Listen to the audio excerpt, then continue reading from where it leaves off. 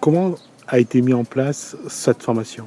Bon, alors cette formation a été mise en place par le biais du projet qu'on a présenté à la DIECT pour mettre en place un ACI.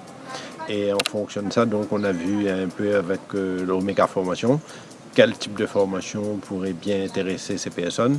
Et comme en ce moment, on a entendu parler de la permaculture, donc on s'est lancé dans cette façon de cultiver, quoi.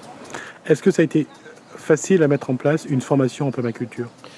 Bon, facile, oui et non. Facile dans la mesure où, pédagogiquement, on va dire oui. Parce que le centre de formation est un peu rodé dans tout ça, où on a un peu eu des difficultés. Et c'est pour ça que seulement à la fin, on a commencé cette formation. C'est au niveau financier. Parce que la formation a un coût. Et heureusement que notre OPCA a joué le jeu et a pris en charge la formation. Alors, vous avez suivi cette formation. Comment les jeunes ont répondu à cette formation? Alors, les jeunes étaient présents déjà par rapport à cette formation. Et en plus qu'ils étaient présents, ils étaient intéressés. Intéressés pourquoi? Parce qu'à La Réunion, il y a une biodiversité qui est tellement immense que avec les formateurs. Donc, ils ont appris beaucoup de choses pour ne pas justement utiliser tout ce qui est pesticides. Donc, comment faire en sorte que leur culture développe à travers les plantes qui existent déjà, que nous on dit ici les herbes sauvages, quoi.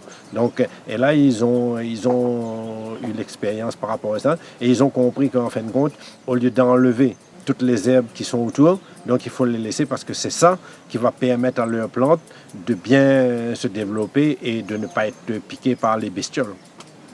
Et comment les jeunes ont réagi à cette formation? Ah, les jeunes ont bien réagi. Tellement les jeunes ont bien réagi. Jusqu'à maintenant, la formation a terminé il y a près d'un mois. Jusqu'à aujourd'hui, ils demandent quand est-ce que le formateur va revenir pour les conseiller encore un peu, etc. On voit qu'ils sont intéressés par cette façon de cultiver. Et nous, réellement, le centre de formation joue le jeu, les formateurs jouent le jeu. Donc, de temps en temps, ils passent pour donner des conseils et pour essayer que tout ce qu'ils ont appris, reste là avec eux et qu'ils progressent au fur et à mesure. Est-ce que le CAP va essayer de trouver des moyens pour, à la rigueur, ajouter ne serait-ce qu'un module ou faire en sorte que ça dure encore un peu pour eux? Oui, en fin de compte, là, ils sont sur des contrats d'initiation, on peut aller jusqu'à 2 ans. Mais nous, notre but, c'est que ces jeunes-là ne restent pas sur notre jardin.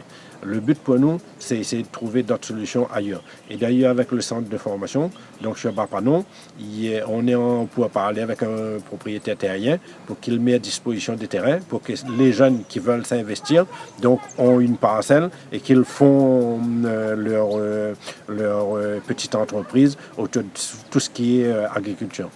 Comment vous allez continuer à les accompagner? Alors, au CAP, nous, on a un service d'accompagnement qui est dirigé par un accompagnateur social et un accompagnateur professionnel. Donc, de temps en temps, donc, on va aller sur les terrains avec eux pour voir un peu comment les diriger, surtout dans la création d'entreprises, s'ils veulent créer leur entreprise, dans l'accompagnement aussi social, parce que au-delà du travail, donc il y a d'autres petits problèmes qui se greffent autour d'eux. Donc nous, notre but, c'est justement essayer de trouver des solutions pour que demain, ils s'envolent, quoi. Et ce sera tant mieux pour eux.